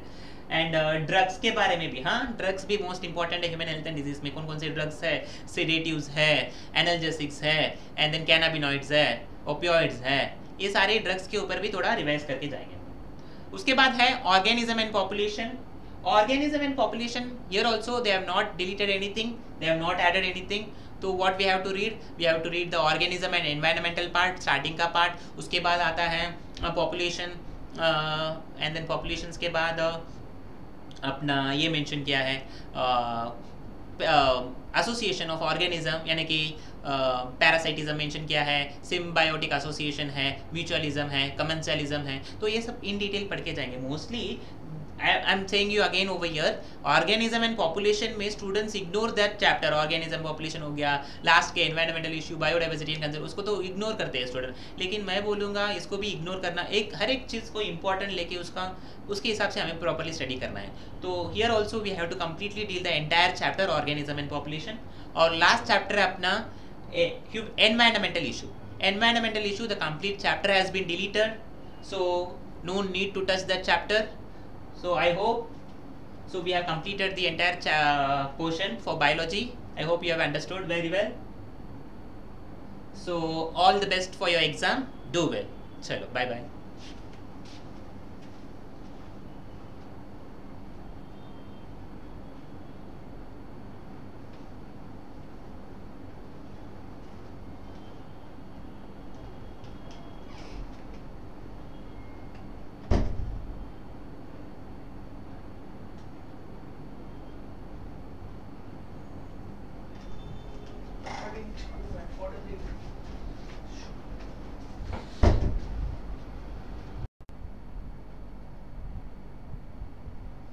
Hello everyone, myself Anand Kulkarni. I am professor of chemistry at Vidyalankar. In today's session we are going to discuss about the NEET deleted chapters. जो चैप्टर NEET के syllabus में से डिलीट हो गए उनके बारे में हम लोग बात करने वाले हैं। तो यहाँ पे हम लोगों ने लिस्ट लिखी हुई है और we are going to see what kind of chapters are deleted and what are the content from partially deleted chapters. Okay, so we are going to begin first. We will divide this session into 3 parts. First we will see the chapters that are present in the syllabus, then we will see the chapters that are deleted from the syllabus, and उसके बाद हम लोग देखेंगे newly added chapters क्या क्या है. तो हम लोगों ने उसके लिए स्लाइड्स बनाए हुए हैं. तो उन स्लाइड्स में पहले आप लोग देख सकते हो जहाँ जहाँ डैश किया हुआ है वो चैप्टर सिलेबस में प्रेजेंट है. तो हम लोग उसके बारे में बात नहीं कर रहे हैं क्योंकि जो चैप्टर सिलेबस में प्रेजेंट है उसका आपको पूरा पढ़ाई करना है. और जो चैप्टर सिलेबस में डिलीटेड है या पार्शियली डिलीटेड है तो उनके बारे में हम लोग बात करेंगे. So first 4 chapters are present in the syllabus. Everything from the first 4 chapters that are on the slide are present in the syllabus. After that the states of matter जो चैप्टर है वो पूरा डिलीट हो गया है, जहाँ से आपको मोस्ट ऑफ द क्वेश्चन जो कंप्रेसिबिलिटी फैक्टर्स क्या है, वैन डर वाल्स इक्वेशंस क्या है, ए एंड बी कॉन्स्टेंट्स के जो क्वेश्चंस है या स्टेट्स ऑफ मैटर से कुछ गैस लॉज के ऊपर या आइडियल गैस इक्वेशंस के ऊपर जो क्वेश्चंस पूछे जाते थे तो वो पार्ट थोड़ा सा डिलीटेड सिलेबस में है. काइनेटिक थ्योरी ऑफ गैसेस के भी पोस्टुलेट्स या उसके क्वेश्चंस बनते थे तो वो सब डिलीटेड सिलेबस में है. तो आपको मोस्टली पूरा चैप्टर करना ही नहीं है, बट मेक श्योर कि इसका जो फंडामेंटल है वो आपको आना चाहिए क्योंकि some part of the chapter that is PV is equal to nRT, what are the various values of R, what are the Boyle's law, because that laws we are going to use it in the some chapters of the 12th standard that are present in the syllabus. जैसे solution chapters में अपने को कुछ osmotic pressures के equations में वहाँ पे हम लोग इस chapter का use करने वाले thermodynamics के कुछ डेरिवेशंस में आपको शायद ये पार्ट थोड़ा सा इस चैप्टर का गैस इक्वेशंस और आर के वैल्यूज ये शायद लग सकता है. ठीक है, तो बाकी पहले स्लाइड पे थर्मोडायनेमिक्स चैप्टर से खाली 2 पॉइंट्स डिलीट हुए.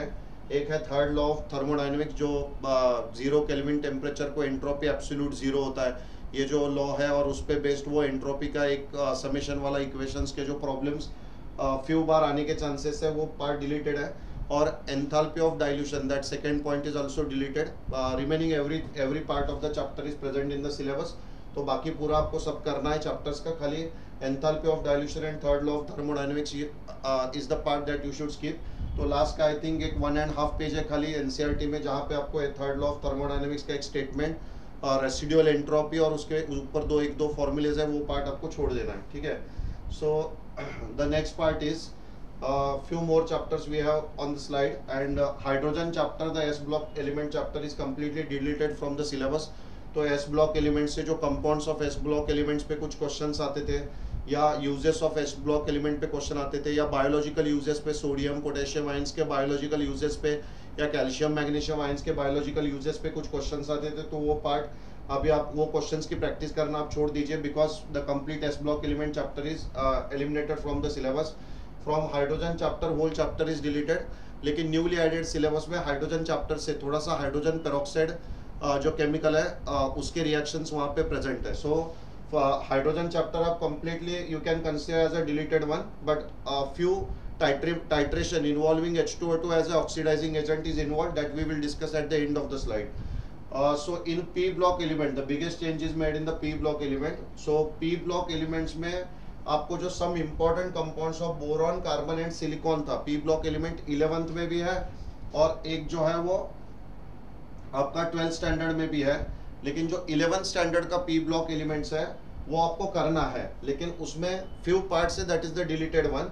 सो बोरॉन के जो कंपाउंड्स है that are the boric acid H3BO3 और बोरैक्स का कंपाउंड है. So they have given a reactions of H3BO3 boric acid borax and some compounds of carbon that is CO, CO2 they have discussed in the 11th standard NCERT textbook, and silicon, few compounds of silicon such as SiO2 or structures of silicate, that whole part is deleted from the 11th standard syllabus. And allotropes of carbon that is a graphite, fullerene और diamond, इसके जो questions बनते थे especially graphites के hybridizations पे, diamond के hybridizations और उनके structures के थोड़े से question जो chemical bonding chapter के साथ overlap होते हैं, that part is deleted from the syllabus, but whole chemical bonding chapter is present in the syllabus. So what is important? The structural part of the various chapters that are excluded in the syllabus, you have to do the structures, their hybridization and geometry, because chemical bonding chapter is included in the syllabus and they may ask you the compounds from these chapters but under the title of chemical bonding chapter. So you have to do that part. Organic chemistry का some basic principles completely included है. जहां पे मैंने dash किया उसमें से कुछ delete नहीं हुआ है. The hydrogen S block element is completely deleted from the 11th standard P block, which is composed of only group number 13 and 14 elements. Only 2 points are excluded. Remaining whole chapter is present in the syllabus. And environmental chemistry is completely delete किया है. तो environmental chemistry में last 1 2 3 back years बहुत सारे questions pollutants पे पूछे जाते थे, ओजोन्स के रिएक्शंस पे पूछे जाते थे, कार्बन मोनोक्साइड्स के पॉल्यूशंस लेवल पे पूछे जाते थे, और वाटर्स के भी जो लेवल्स है डिफरेंट WHO रिकमेंडेड जो मेटल्स के लेवल्स है पीपीएम्स में, उस पर भी कुछ रेयर क्वेश्चंस बनने के चांसेस थे. तो वो सब क्वेश्चंस की प्रैक्टिस आपको नहीं करनी है. अभी वो क्वेश्चंस आएंगे सॉल्व में प्रीवियस ईयर क्वेश्चंस के प्रैक्टिस के दौरान, तो उनको एक्सक्लूड करने दो. All belongs to the environmental chemistry. Okay, so after this the next thing that we are going to discuss is the 12th standard chapters. In 12th standard chapter the solid state chapter is completely excluded. तो density वाले जो problems है या packing efficiency पे questions आते थे या coordination number पे questions आते थे, तो that everything you have to skip. as well as solid state के end में paramagnetism, ferromagnetic substances पे जो पूछा जाता था वो भी आपको छोड़ देना है. तो complete solid state chapter आपको skip करना है. solid state chapter का कोई भी relation बाकी किसी chapters के साथ नहीं आता है, तो आप डायरेक्टली इस चैप्टर को पूरा निग्लेक्ट कर सकते हो. ठीक है. Solution chapter is included in this. And solutions में ऑस्मोटिक प्रेशर्स के डेरिवेशंस में अपने को थोड़ा सा स्टेट्स ऑफ मैटर चैप्टर का जो है वो कुछ इक्वेशंस लगने वाले. सो एटलीस्ट आप स्टेट्स ऑफ मैटर का ideal gas equation, various values of R, ये एज अ बेसिक बोल के सॉल्यूशन चैप्टर के लिए थोड़ा सा यूज करो, क्योंकि जो सॉल्यूशन चैप्टर्स के वेंट ऑफ फैक्टर्स के टाइम को डेरिवेशंस है उसमें कुछ ऑस्मोटिक प्रेशर्स के लॉज में हमने स्टेट्स ऑफ मैटर के गैस लॉज के मॉडिफिकेशंस ऑस्मोटिक प्रेशर्स में करके उसको यूज किया है. तो थोड़ा सा बेसिक्स उसका आना जरूरी है. Electrochemistry chapter, in electrochemistry chapter they have excluded the corrosion point. So the set cell up by the oxygen and ion in presence of water medium, that is referred to be as a corrosion, वो delete हुआ है. Corrosion क्या होता है, जो Fe2O3.2H2 वाला जो formula crore का क्या होता है वो पूछते थे. एंड वहाँ पे टाइप्स ऑफ प्रोटेक्शंस फॉर करोजन्स वाले जो मेथड्स थे, गैल्वेनाइजिंग रहेगा या बाकी मेथड्स रहेंगे, क्या एनोडिक कैथोडिक प्रोटेक्शंस रहेगा, या ये वाले मेथड्स भी आप लोगों को क्या करने बताओ, ये भी पार्ट जो है वो पढ़ना नहीं है. तो corrosion is completely deleted from the syllabus. Chemical kinetics is present in the syllabus. Surface chemistry जो है that is completely deleted from the syllabus. Surface chemistry is not related to any other chapters of 12th standard. So आपको deleted chapters में भी वो points को compulsory include करना है जो बेसिक्स बोल के अदर चैप्टर्स में लगेंगे. जैसे स्टेट्स ऑफ मैटर का PV is equal to NRTA equation है, that we will need in the various chapters as a basic fundamental. So if you are skipping दो चैप्टर, मेक श्योर के at least you should do the fundamental equations of those chapters which are overlapping with the 12th standard syllabus. So surface chemistry has nothing to do with the other chapters. Only catalysis part you will require little bit, but that will be covered under the title of a chemical kinetics chapter.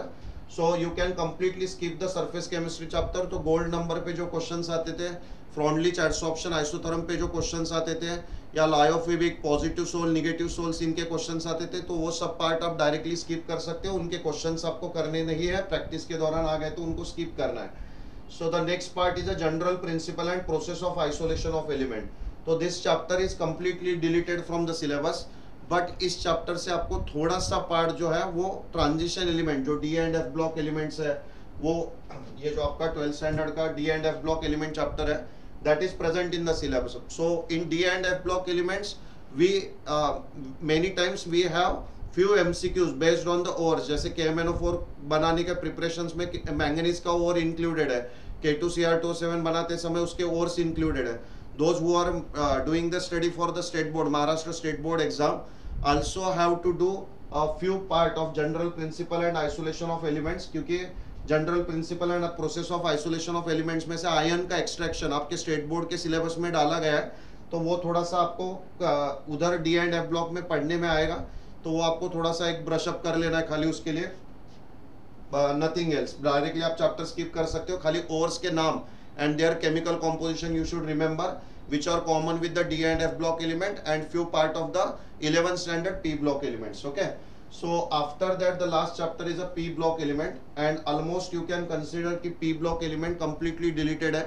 In whole P block element chapter almost all of the points are deleted. A few things they can ask on a P block element that are relevant to the chemical bonding chapter, जैसे chemical bonding chapter, या few things they can ask you regarding the redox chapter, जैसे oxo acids of sulfurs है तो उनके नाम देके he can ask you a question under the redox reaction chapter कि what is the oxidation number of Carnot acid, what is the oxidation number of Marshall's acid, how many pi bonds are present in the oleum. So these kind of questions which are covered under the title of chemical bonding. तो आपको just ये थोड़ी सी बातें जो है वो last week रहेगा NEET का. तो केमिकल बॉन्डिंग चैप्टर्स के रिविजन्स के दौरान oxo acids of sulphur, oxo acids of phosphorus and oxo acids of nitrogen, ये जो पार्ट है इसमें खाली oxidation number point of view और स्ट्रक्चर पॉइंट ऑफ व्यू एक रिवीजन करनी है. Other things is not at all required for the P block element.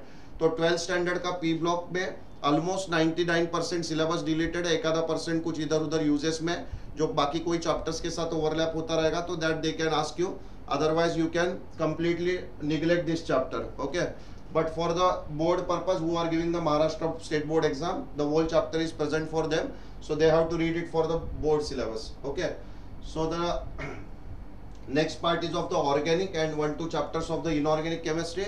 The D and F block element is completely present, or coordination compound chapter is completely present in the syllabus, and remaining means almost on this slide the first chapter serial number 8 to serial number 13, everything is present in the syllabus. In biomolecules they have deleted the part of polysaccharide. Polysaccharides means nothing but the structures of starch, structures of cellulose, structure of glycogen. Though these things, the 3 parts they have deleted from the syllabus. तो glycogen के जैसा जिसका structure है वो आपका वहाँ पे आपको कवर करना नहीं है. ठीक है, तो पॉलीसैकेराइड्स का पार्ट आप डायरेक्टली छोड़ सकते हो जिसमें अमाइलोपेक्टिन, अमाइलोज ये स्ट्रक्चर्स आएंगे, सेल्यूलोज आएगा. ठीक है, तो ये पार्ट आपको डायरेक्टली छोड़ देने. स्ट्रक्चर छोड़ने उनके क्वेश्चंस बनते थे, कौन सा लिंकेज प्रेजेंट है, कौन से यूनिट्स प्रेजेंट है, उनमें कितना परसेंट रहता है, वाटर सोल्यूबल कंपोनेंट क्या है, इनसोल्यूबल क्या है. ये जो पार्ट है पॉलीसैकेराइड्स का वो कम्प्लीटली आपको स्किप करना है. Okay, and the last one is the polymer. Completely deleted है, आपको किधर भी नहीं लगेगा. पॉलीमर का खाली एक आधा दूसरा रिएक्शन हाइड्रोकार्बन चैप्टर इंक्लूडेड है. तो अल्कीन के पॉलीमराइजेशन के नीचे 11th स्टैंडर्ड में एनसीईआरटी में जितने पॉलीमर्स, 1-2 पॉलीमर्स उसने पढ़ा है, जस्ट उतना, जस्ट पॉलीप्रोपिलीन एंड पॉलीथीन का जो कंपोजिशन है वो खाली आपको करना है, बाकी कुछ चैप्टर से करने की जरूरत नहीं. और ये चैप्टर दूसरे किसी चैप्टर का बेसिक्स बोल के भी इंक्लूडेड है, तो you can completely skip it. Okay, so chemistry in everyday life chapter भी कम्प्लीटली डिलीटेड है. And this chemistry in everyday chapter is not at all useful for any other chapters that are included in syllabus. तो आप उसको भी completely skip कर सकते हो. तो mostly what I will recommend those chapters which are acting as a basic chapters in chemistry and they are acting as a foundation chapters for the 12th standard chapters. That basics you have to do it whether it is deleted or present in the syllabus. And those chapters which are deleted from the syllabus and they are not having any overlapping chapter in the 12th standard or 11th standard syllabus itself, that you can directly neglect it from the syllabus. Okay, so the next slide we are going to discuss what are the newly added chapters. Some practical part is added by the some practical part is added in the syllabus, and that practical part already you did the practicals for your 11th standard and 12th standard in chemistry laboratory. So detection of extra elements, that is nitrogen, sulfur, halogens in organic compound. This part you can get it in the basic principles of organic chemistry. Test for the nitrogen, test for the sulfur, test for the halogen, carriers test है, estimations के भी उनके test है. Detections के लिए आपको जो methods दिए हुए हैं वहाँ पे नाइट्रोजन का जो ग्रीन कलर आता है, सल्फर का पर्पल कलर आता है, हेलोजेंस के लिए depending on the PPT various colours मिलता है. That everything is present in the basic principle chapter. You can do that this part from there. And detection of following functional group, hydroxylic, alcoholic और phenolic functional group के test practicals के दौरान भी किए. And phenol chapters में भी जो violet colour आता है न्यूट्रल FeCl3 फिनॉल में डालने के बाद, that test is also present in the syllabus. Aldehyde ketones के टेस्ट जो अपने प्रैक्टिकल्स में परफॉर्म किए हुए हैं 2,4 DNP टेस्ट रहेगा, तो ये टेस्ट भी आपके इंक्लूडेड है. एंड अमीनो ग्रुप के जो टेस्ट है वो भी वहाँ पे इंक्लूडेड है. Chemistry involve in the preparation of following compound, Mohr salt, potash alum. ये पार्ट आप लोगों ने कहाँ पे पढ़ा हुआ है? This part you have read it under the title of coordination compound. तो कोऑर्डिनेशन कंपाउंड में एक 2 पैराग्राफ दिए हुए डबल सॉल्ट्स पे, तो मोर सॉल्ट एंड पोटेशियम ये डबल सॉल्ट्स के एग्जांपल है। उनके आयंस कैसे डिटेक्ट करते हैं, what is the differences between a double salt and coordination compound, इसको थोड़ा सा ये कोऑर्डिनेट होता है तो उसके साथ आपको वहाँ पे पूछ सकता है। ऑर्गेनिक कंपाउंड्स के प्रिपरेशन में एसिटानिलाइड आपने एनिलीन्स के रिएक्शन में अमाइन चैप्टर्स में पढ़ा है। पैरा नाइट्रो एसिटिनालाइड ये यूजुअली ये चैप्टर इंक्लूड करने के पीछे पर्पस ये है कि आपका जो ये है आपका मेडिसिन बनाने के लिए कुछ पैरासीटामोल जैसे मेडिसिन है या कुछ एनाल्जेसिक्स है जिनमें ये केमिकल्स यूज होते हैं, उनके लिए वो इंक्लूड किया है। तो पैरा नाइट्रो एसिटिनालाइड का प्रिपरेशन आपको अमाइन चैप्टर्स में मिलेगा। एंड एनिलीन येलो जो है that is nothing but the benzene diazonium chloride की रिएक्शन आपका जब एनिलीन के साथ होता है तो जो डाई बनता है that is called yellow die बोल के एनसीईआरटी में लिखा है। अमाइंस चैप्टर में आजो कपलिंग रिएक्शंस के अंडर डाइजोनियम सॉल्ट्स के रिएक्शन दिए, उधर से ये प्रिपरेशन कवर करना है। एंड आइडोफॉर्म का प्रिपरेशन आपने लैब में माइट भी किया रहेगा, CHI3 जो कंपाउंड है आइडोफॉर्म या हेलोफॉर्म नाम की रिएक्शंस भी है, तो उसका प्रिपरेशन और उसका कलर ये आपको करना है वहाँ पे, ठीक है। थोड़े से टाइट्रेशन का पार्ट इसमें इन्वॉल्व है, तो acid basis use of indicator ये आपको करना है। तो मोस्टली जो प्रैक्टिकल्स को आपने एसिड और बेसिस के टाइट्रेशंस किए तो उधर एसिडिटी बेसिसिटी उसका थोड़ा मोल कंसेप्ट के साथ लगने वाला रिलेशन, मोलैरिटी नॉर्मेलिटी एसिड्स के कैसे निकालते हैं, बेसिस के कैसे निकालते हैं, कन्वर्जेंस कैसे किए जाते हैं, ये आपको थोड़ा सा आएगा। यूज ऑफ इंडिकेटर में जो आप फिनोप्थेलिन इंडिकेटर यूज करते हो या मिथाइल ऑरेंज इंडिकेटर यूज करते हो तो वो कौन सा कलर चेंज दिखाते हैं ये आपको थोड़ा याद रखना है। जैसे फिनोप्थेलिन रहेगा तो आप जैसे कलरलेस टू पिंक देता है तो वो कलर चेंज भी याद रखने और साथ में उसका पीएच रेंज है। Every indicator does not use the colour change in the same pH range, तो वो पीएच का जो रेंज है वो भी आपको हर इंडिकेटर का याद रखना है। ये बेसिक स्कूल में स्कूल साइंस बुक्स जो है स्कूल सेक्शंस के उसमें आपको ये मिल जाएंगे यूज ऑफ इंडिकेटर आईसीएसई के बुक्स में। Oxalic acid versus KMnO4 and more salt versus KMnO4। More salt versus KMnO4 ये एनसीईआरटी में डी एंड एफ ब्लॉक में नहीं दिया है, लेकिन डी एंड एफ ब्लॉक में KMnO4 के केमिकल प्रॉपर्टीज में they have discussed the oxalic acid reaction with KMnO4। जैसे ऑक्सैलिक एसिड KMnO4 के साथ रिएक्ट होकर CO2 गैस और H2O गैस में H2O में कन्वर्ट होता है, तो वो रिएक्शन वहाँ पे दी हुई है, वो आपको थोड़ा सा वहाँ पे अच्छी तरह से रिएक्शन रिवाइज करनी है। उसके रेडॉक्स पॉइंट ऑफ व्यू भी क्वेश्चंस कुछ बन सकते हैं कि बैलेंसिंग में नंबर्स क्या क्या है ये बन सकते हैं, या sometimes they ask you what will be the colour change in the process, या इंडिकेटर उसमें क्या है, सेल्फ इंडिकेटर वाला एक कंसेप्ट इसमें आता है KMnO4 के रिएक्शंस में, तो वो थोड़ा सा आपको analytical chemistry point of view पढ़ लेना है, ठीक है। And chemistry chemical principles involve in the qualitative salt analysis. आपने 11th स्टैंडर्ड में अलग अलग कैटायंस और एनायंस के क्या पढ़े हैं बताओ? अलग अलग कैटायंस और एनायंस के रेडिकल डिटेक्शन टेस्ट पढ़े हुए हैं। जैसे कॉपर 2+ आयन है, Fe3+ आयन है, जिंक 2+ आयन है, तो इनको डिटेक्शन करने के प्रैक्टिकल्स के आपने ये पढ़े। तो मोस्ट ऑफ द कॉलेजेस में in most of the colleges they provide you manual, chemistry manual जो होता है प्रैक्टिकल्स के लिए वो दिया जाता है। So in that manual you can get the test for the detections of cations and anions, salt analysis के अंडर ये आपको मिलेगा। So that you can read it for this newly added syllabus, वहाँ से आपको ये पढ़ने के लिए रेफरेंस मिल सकता है। So the next part is a chemical principles involve in the following experiment. Enthalpy of solution है, जैसे कॉपर सल्फेट पानी में डालते हो तो -16 इतना किलो कैलोरी इतना हीट रिलीज होता है। So the process is exothermic. तो आपने एसिड बेस्ड टाइट्रेशन किए तो एंथैल्पी ऑफ न्यूट्रलाइजेशन हीट कितनी रिलीज होती है 1 मोल ऑफ वाटर बनने के बाद, ये प्रोसेस का आपने मेजरमेंट्स किया हुआ है। तो वो जो प्रैक्टिकल है एंथैल्पी ऑफ न्यूट्रलाइजेशन वाले, प्लास्टिक्स के डब्बे लेके एक में एसिड एक में बेस मिक्स करके आपने थर्मोमीटर डाल के उसके मेजरमेंट्स किए रहेंगे। That enthalpy of neutralization of strong acid and strong base वो इंक्लूडेड है, क्योंकि ये थर्मोडायनेमिक्स में थोड़ा सा एंथैल्पी ऑफ न्यूट्रलाइजेशन पे डेफिनेशंस है, उसका एक एग्जांपल दिया और 1 मोल H2O बना तो कितना हीट रिलीज होता है इसके वैल्यूज दिए। तो that theory they can ask you in the exam. Preparation of lyophilic and lyophobic sols, हमने देखा था कि सरफेस केमिस्ट्री चैप्टर डिलीटेड है, लेकिन ये एक पॉइंट है जो हमने अभी इसके पहले देखा था कि सरफेस केमिस्ट्री चैप्टर्स आपके इसमें प्रेजेंट नहीं है, तो कम्प्लीटली आपको ये छोड़ देने को बोला था।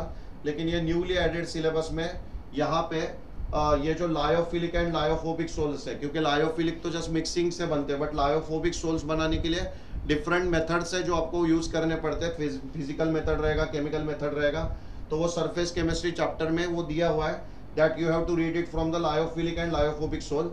And the last part is a kinetic study of the reactions of iodide ion with the hydrogen peroxide ions, ठीक है। तो this is nothing but the starch indicator आप यूज करते हो और उसमें रिएक्शंस करते हो और बाद में सोडियम थायोसल्फेट के साथ उसका रिएक्शन करके स्टार्च कलर चेंज देता है। तो ये जो एक्सपेरिमेंट है जिसमें first hydrogen peroxide oxidizes the iodide ion to I2 molecule that gives a brown color to the solution, and that solution upon titration with sodium thiosulfate in presence of starch indicator color change देता है। तो उसका reaction, उसमें होने वाले oxidation number का change और उस वो कौन से काइनेटिक्स को फॉलो करता है, first order, second order, third order, ये जो orders and molecularity of reaction है उसके पॉइंट ऑफ व्यू ये जो पार्ट है वो आपको रीड करना है। So overall majority of the chapters जो डिलीट हुए हैं those are the independent chapters, means most of those chapters are not having any major relationship with the 12th standard syllabus or other chapters of 11th standard syllabus,